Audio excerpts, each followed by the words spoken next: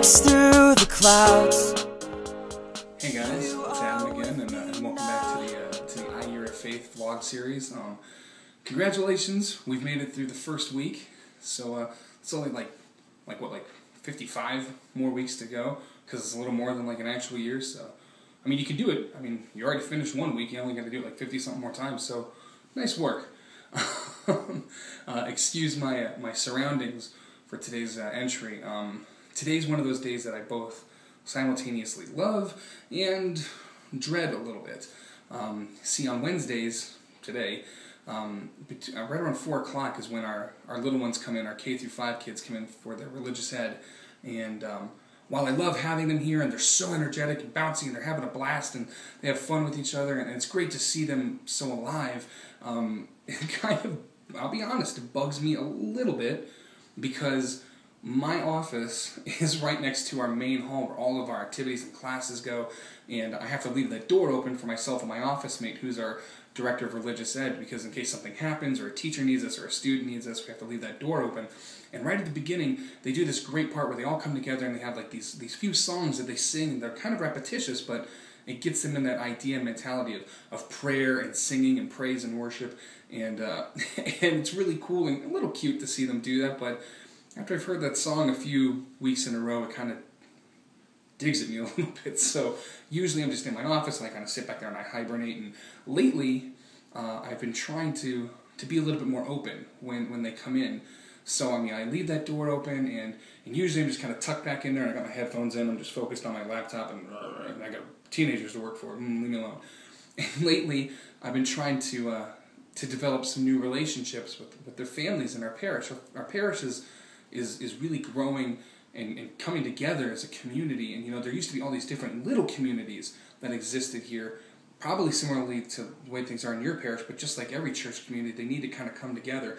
And this last year has been a real opportunity for growth and coming together as a community for us as a church.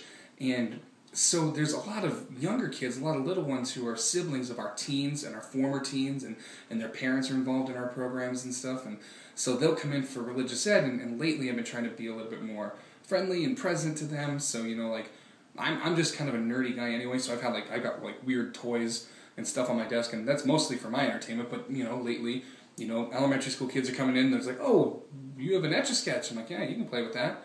Or like there's some fun toys that like Life Teen has sent to me, you know, you can fold it in, it pops and shoots up to the ceiling, and it drives my office mate nuts, but I think they're hilarious. So they come in, they'll use that stuff, and they'll go out in the hall and they'll play, and then I have to go try and wrangle everything back up before they start their classes. But usually I kind of viewed those nights, these nights where these kids are coming in, as kind of a burden and like an annoyance.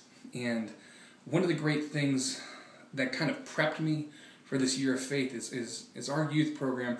We work with Life Teen, you know, so we're a Life Teen parish, and one of the themes that they came up with for 2012 was radiant joy, finding the joy of our Catholic faith. And I think that was something that was a really great primer. And just like all things, there's no accidents in God's kingdom. There's a lot of providence and a lot of God's plan, but there's no accidents. So Life Teen came up with this great theme of radiant joy, and finding that joy that just radiates in everything that we do. And I started looking at it like, am I really finding joy in everything that I do? You know, 2 days ago in my blog for day 5, I talked a lot about making time to be alone with God and be thankful for the fact that we have a church to worship in, and that we have that freedom to worship in that place. But I wasn't really focused on like what makes me happy and joyful in the fact that I get to do this ministry. And all of a sudden today just kind of shot into focus, and that's why I waited so long to record this and post it, is that having those kids here really re-exposed me to the joy of our faith. That these kids are just so happy, and they just love being here. You know, I mean, they're not biblical scholars, and yeah, sometimes they're kind of bored and picking their nose and chasing butterflies or whatever, but, you know, they're just so happy to be here and be around each other. And then all of a sudden, that joy starts translating into them discovering our faith, even just little chunks. And you know, it kind of made me think about, you know, having the faith of a child like Christ talks about, and that faith of a child is a joy-filled faith. And that kind of just snapped into focus for me today, and I wanted to focus on that. So that's my focus for today. And going forward, that's going to be one of those things that I really want to be honest about with myself, is am I finding my joy in my faith, because I've got so much to be thankful for, but to be joyful about too.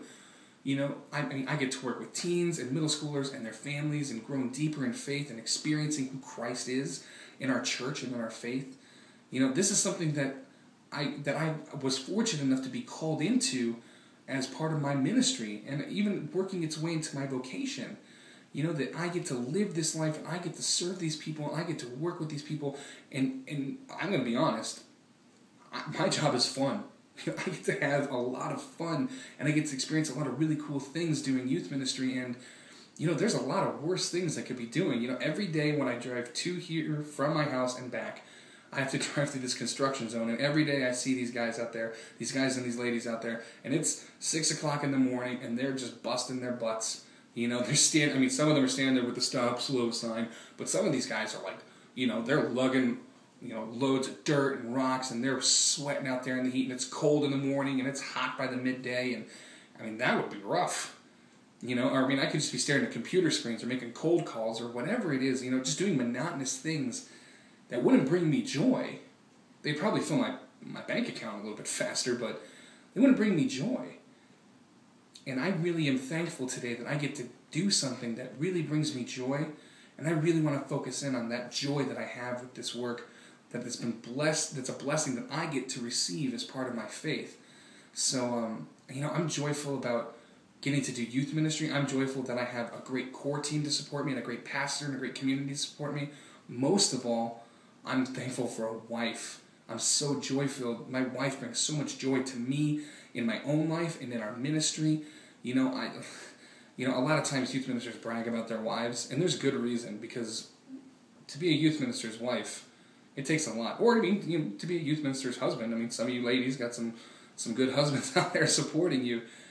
And that just is such a source of joy for me that, like, I can turn to her, and she's right here by my side serving with me. Well, not right now, but she's here serving along with me. And that, you know, so many times people's work can take them away from their families. My family just gets to be integrated into what we do.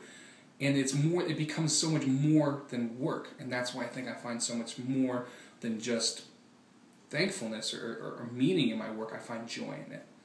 So that's my challenge to you. So in this last week of the Year of Faith, what has brought you joy in your faith? What is something that you can really say that, yeah, that really brought me some joy? Not that it makes you happy, because there's a big difference between joy and happiness. But what brought you joy in this last week of the Year of Faith? So think about that. Feel free to leave a comment in the section below. Feel free to subscribe to the channel. That's a button around here somewhere.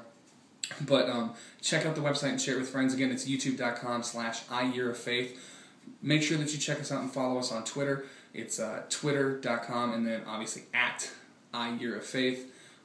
We just want to hear back from you guys. We don't want to just go through this alone. We want to know what you think. We want to know what you're struggling with, what you're succeeding with. We want to know what you need prayer for. We want to know what you're finding joy in or what you're finding difficulty in. And we want to live out this Year of Faith with you. That's why we're doing this, because we want to share our lives, but we want to share in your life, because the church is one body in Christ. We can't be separate from one another. Paul taught us that. You know, you can't have a hand say that it has no need of a foot. So this is me, the hand, asking you, the foot, how is your Year of Faith going? We want to hear from you. Comment on the YouTube channel, tweet at us. We love to hear from you guys. And we hope that you're having a great Year of Faith and that you're finding joy in this Year of Faith. So I'll probably be seeing you, I'll see you on Friday. Abe will see you guys tomorrow. Oh, and check out Abe's blog post from yesterday. He did a great post on staying focused and determined in those times where you get inspired, and that, you know, not losing your faith, and really making sure that you fight the burnout, that you don't just let it be a momentary feeling, that faith isn't a momentary feeling, that it's a lifelong change. So check out that vlog from Abe from yesterday, from Day 6. I'll see you again on Friday. So we hope you have a good one. We're praying for you, your families, your ministries, and everyone that you encounter. God bless. My heart's sending out radiant joy.